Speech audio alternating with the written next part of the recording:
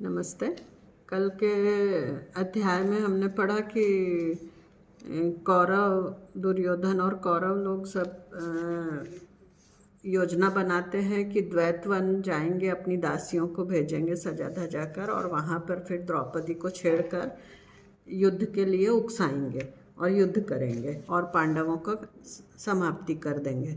तो वही योजना के तहत वो लोग जाते हैं और सारी स्त्रियां, दासियां बहुत सज धज के, सोने के सब गहने पहन के वो लोग जाती हैं और द्वैतवन में जो एक झील थी वहाँ वो लोग स्नान करने लगती हैं।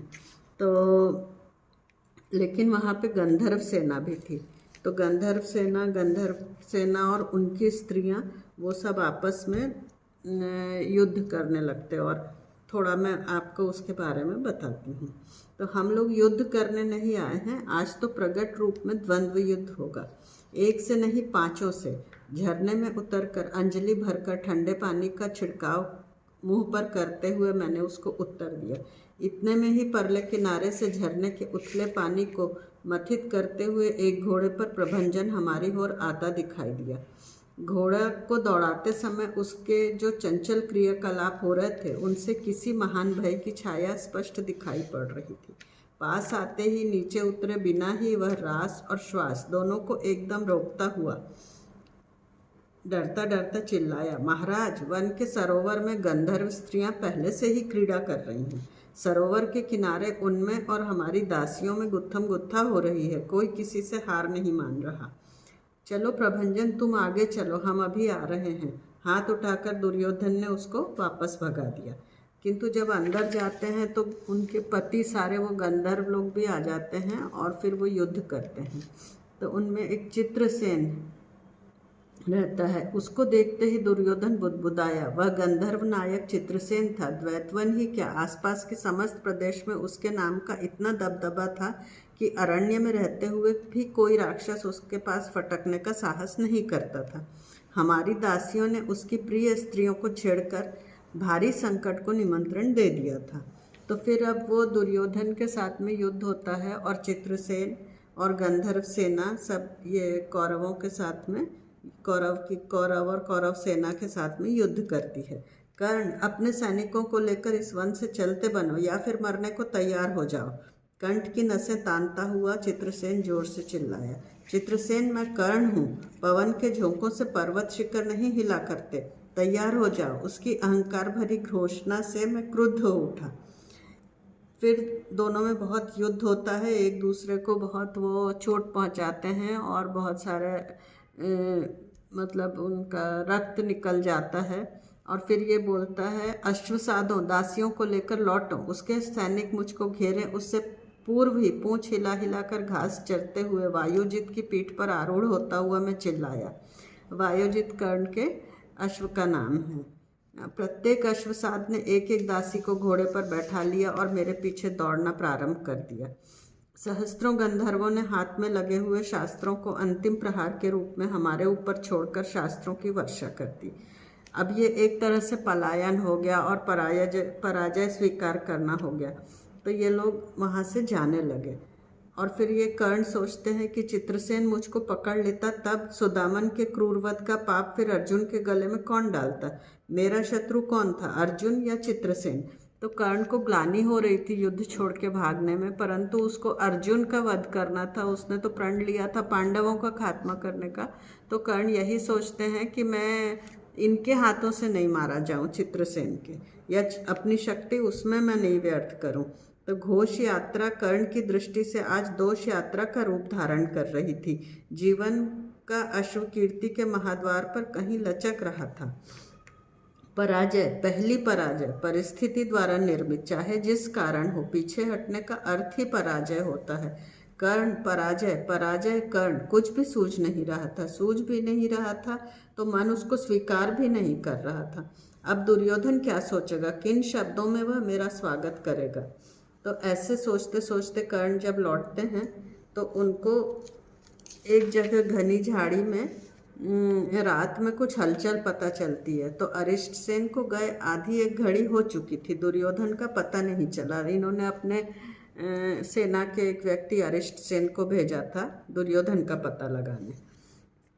तो यदि दुर्योधन की मृत्यु गंधर्व सेना के हाथ से होने वाली हो तो कर्ण को भी अपने लिए वही मृत्यु स्वीकार थी। पीछे मुड़कर देखे बिना ही मैंने पुनः द्वैतवन में प्रवेश करने के लिए घोड़े पर छलांग लगाई। मेरा मन अब शांत और गंभीर था, किसी प्रकार की उथल पुथल नहीं थी। धीरे धीरे पैर रखता हुआ वायुजित भी जड़ मन से चलने लगा।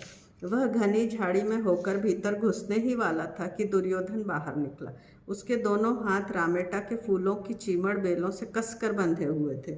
जीवन में पहली बार मैं उसको नतमस्तक देख रहा था। कभी कभी सत्य कल्पना से भी अधिक भयानक होता है। उसकी देह पर के राजवस्त्र यत्र तत्र कट गए थे। घिसटता हुआ भारी पैरों से वह जैसे तैसे चलता हुआ आ रहा था, अयाल कटे हुए सिंह जैसा। राजन, उसको सुरक्षित देखकर आनंद से घोड़े से कूदकर उसको आलिंगन में भरता हुआ मैं जोर से चिल्लाया, लेकिन उसका सिर फिर भी नहीं उठा। जल्दी जल्दी उसके हाथ के चारों ओर लपटी हुई लताओं को खोलता हुआ उसको संतुष्ट करने की इच्छा से मैं बोला, तुमको मुक्त कराने का दृढ़ निश्चय करके ही मैं लौटा था और तुमको ढूंढ रहा था। फिर भी आनंद से उसका मुख कमल खिला नहीं। भीग कर झुकी हुई वृक्ष की शाखा की तरह उसका झुका हुआ सिर ऊंचा उठा ही नहीं। वह मेरे सम्मुख पाषाण प्रतिमा की तरह निशब्द खड़ा था। दुर्योधन योद्धाओं के साम्राज्य का गदादंड की तरह सुदृढ़ और डंठल से टूटे हुए कमल पुष्प की तरह सिर झुकाए खड़ा था। उसको मेरी एकनिष्ठ मित्रता पर भी क्या संदेह होने लगा था? क्या इसको कर्ण का पलायन ही मान रहा था? अंगराज, मैं अब हस्तिनापुर लौट कर नहीं जाऊंगा। इस वृक्ष के नीचे ही आसन लगाकर मैं अपने प्राण त्याग दूंगा। क्यों, क्या हुआ? राजा के प्राण कोई ऐसी नौका नहीं होती जिसको जब चाहे मृत्यु की महानदी में छोड़ दिया जाए। यह राजधर्म क्या तुम भूल गए? कैसा राजधर्म, कैसा राजा? जो सम्मानपूर्वक संसार में जी नहीं सकता वह राजा कैसा?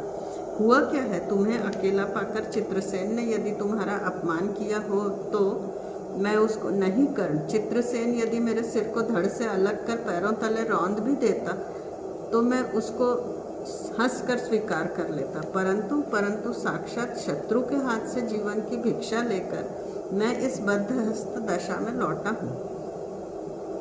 मैं अब राजा नहीं हूँ, गदावीर नहीं हूँ, सम्मान सहित जीने वाला साधारण सैनिक भी नहीं हूँ। अब मेरा मोल इन पत्तों के बराबर भी नहीं है। क्यों ऐसी बातें क्यों करते हो? किसने दी है तुम्हें जीवन की भिक्षा और तुमने वह कैसे ली? तुम लोगों के जाते ही मैं अकेला रह गया। गंधर्व सेना ने मुझको घेर लिया। एक ही समय सहस्त्र गंधर्व मुझ पर टूट पड़े। उन्होंने मेरे शस्त्र छीन लिए और दोनों हाथ लताओं से बांधकर मुझको बंदी बना लिया।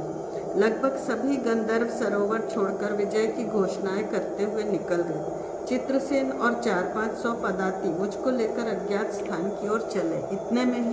इतने में ही क्या हुआ? कौन आया? अर्जुन। उसने बिना किसी सोच विचार के चित्रसेन को ललकारा और उसके गांडीव धनुष से छूटे हुए बाणों से सरोवर पटने की नौबत आ गई। चित्रसेन मुझको उसी अवस्था में छोड़कर भाग गया। हाथ बंधे हुए थे, अन्यथा चित्रसेन को रोककर मैं स्वयं ही अर्जुन पर टूट पड़ता। चित्रसेन के जाते ही वह मेरे सामने आकर खड़ा हो गया।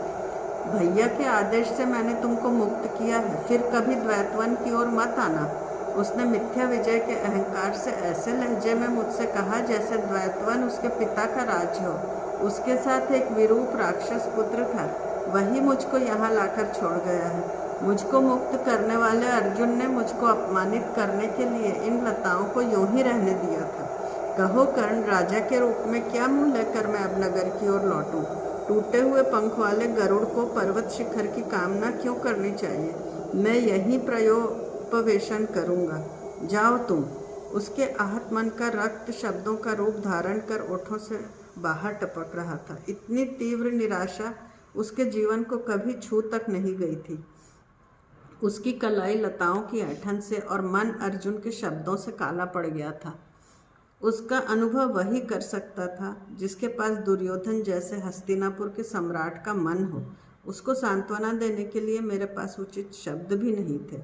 तुमको नगर की ओर लौटना ही पड़ेगा। तेज की अखंड आग उड़ेलने वाले सूर्य नारायण को भी कभी कभी ग्रस्त होना पड़ता है। बादल जिससे जन्म लेते हैं उसी महासागर पर पागलपन भरे अहंकार से कृपा की जलवृष्टि करते हैं। ये क्या तुमने देखा नहीं? कौन किसको जीवन दान देता है? जरासंध के 17 आक्रमणों से परेशान होकर मथुरा छोड़कर द्वारिका का रास्ता पकड़ने वाले कृष्ण को संसार ने क्या भगोड़ा माना? पितामह भीष्म द्वारा विजित जमदग्नि पुत्र परशुराम क्या पराजित योद्धा माने गए? पराजय के चक्र से जो बच नहीं सका तथा जिसको नहुष महाराज ने पालकी में जोत लिया था, उस देवराज इंद्र को तुम जानते नहीं हो क्या? क्षत्रिय प्रायोपवेशन कर नहीं मरा करते। समरांगण में तपते हुए सूर्य की किरणों में शरीर की चेतना किरण विलीन करने के लिए ही उसका जन्म होता है। थोड़ी देर बाद दुर्योधन सचेत हुआ। कर्ण, नगरजन तुम्हें सूत पुत्र कहते हैं, लेकिन तुम्हारी बातों को सुनकर इस पर बिल्कुल विश्वास नहीं होता। मैं यहाँ कीड़ों की तरह नहीं मरूंगा। चलो। वह कूदकर घोड़े पर आरूढ़ हो गया। मैंने मुक्ति की सांस ली। वायुजित पर आरूढ़ हुआ। हमारे घोड़े फिर नगर की ओर दौड़ने लगे। उनके खुरों के नीचे धूल उड़ रही थी, परंतु हवा के कारण वह आसपास के पेड़ पौधों के पत्तों पर ही जम रही थी। मेरा मन शांत था। उसमें पराजय की ग्लानि नहीं थी, पलायन की पीड़ा नहीं थी, मिथ्या संतोष भी नहीं था। पिछली बार मृगया से लौटते समय मैं जितना स्थिर चित्त था उतना ही इस समय भी हो गया, बल्कि घोष यात्रा का प्रसंग टल गया, यह सोचकर एक विचित्र अकल्पनीय समाधान हो रहा था। नगर में जाने पर जिह्वा पर संयम न रख सकने वाली कोई दासी कानाफूसी कर उठेगी। अंगराज कर्ण युद्ध से भाग खड़े हुए हैं, परंतु अब मुझे उसकी चिंता नहीं थी। मेरा मन मुझसे कह रहा था कि यह एक अविस्मरणीय घड़ी थी, मेरी परीक्षा की, अनापेक्षित रूप से घटित हो जाने वाली घटना थी। धन्यवाद। शेष अगले अध्याय में।